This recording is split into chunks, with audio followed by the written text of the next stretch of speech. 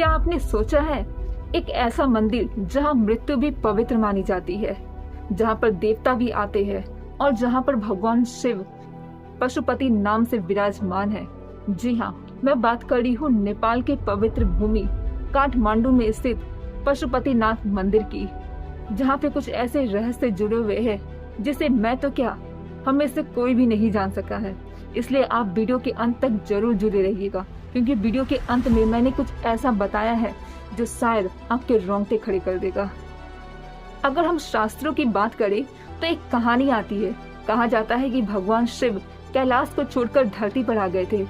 उन्होंने धरती में इसी जगह पर एक हिरण का रूप धारण कर छिप गए। देवताओं ने उन्हें ढूंढ निकाला और उसी क्रम में भोलेनाथ का एक श्रृंग टूटकर, जो कि हिरण रूप में थे, वो धरती पर गिर गया और वो धरती में ही समा गया और वही बाद में जाकर एक स्वयंभू शिवलिंग के रूप में प्रकट हुआ, जिसे आज हम पशुपति नाम से जानते हैं। जी हाँ, अगर इस मंदिर के इतिहास की बात करें तो वहाँ के इतिहासकारों का कहना है कि ये मंदिर 5वीं शताब्दी में बनाई गई है। लेकिन वहाँ के लोगों की बात करें, यानी कि वहाँ के पंडाओं की बात करें, तो उनका कहना है कि ये मंदिर हजारों वर्ष पुरानी है। लेकिन वास्तविक क्या है ये हमें भी नहीं पता। कहते हैं कि इस मंदिर को वर्ल्ड हेरिटेज में भी शामिल किया गया है और इस मंदिर को ना ही भूकंप और ना ही आक्रमण भी हिला पाई है। ये मंदिर अभी भी वैसा का वैसा ही है जैसा वो हजारों साल पहले था। अब इसके पीछे का क्या रहस्य है? क्या ये स्थापत्य कला पे स्थित है या फिर इसके पीछे कोई शक्ति है जो इस मंदिर को अभी तक बचाई हुई है? कहते हैं कि शिवलिंग में 5 मुख है।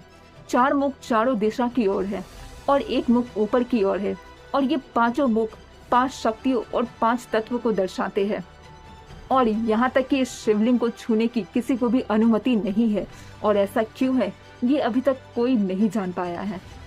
आइए जानते हैं कि इस मंदिर को मोक्ष का द्वार क्यों कहते हैं। कहते हैं कि यहाँ पर जिसका भी अंतिम संस्कार किया जाता है उसे मोक्ष की प्राप्ति मिलती है।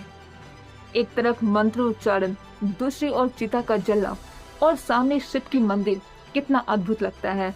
जीवन और मृत्यु का ऐसा संगम शायद ही कहीं देखने को मिलता हो, इसलिए तो इसे मोक्ष का द्वार कहते हैं।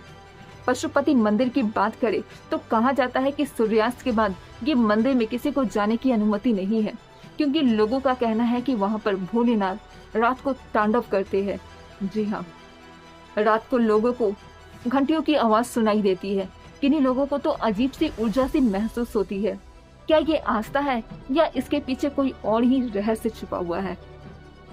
कहते हैं कि इस मंदिर में पूजा केवल दक्षिण भारत के भट्ट ब्राह्मण पुजारी ही करते हैं। इस मंदिर में वहाँ के स्थानीय पुजारियों को गर्भगृह में जाने की अनुमति भी नहीं दी जाती।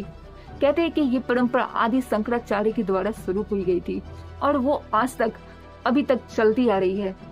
कहते हैं कि जो लोग वह उस मंदिर में जाते हैं उन्हें अलग ही कंपन, शांति और अलग सी ऊर्जा महसूस होती है। क्या सच में पशुपतिनाथ मंदिर में कुछ ऐसा रहस्य छिपा हुआ है या फिर लोगों ने उसे एक रहस्य बना दिया है? वास्तविकता क्या है वो हमें भी नहीं पता। आपकी क्या राय है हमें कमेंट करके जरूर बताएं। अगर ऐसे ही वीडियो चाहते हैं तो मेरे चैनल को सब्सक्राइब करना बिल्कुल ना भूलें। Thank you very much. Hare Krishna.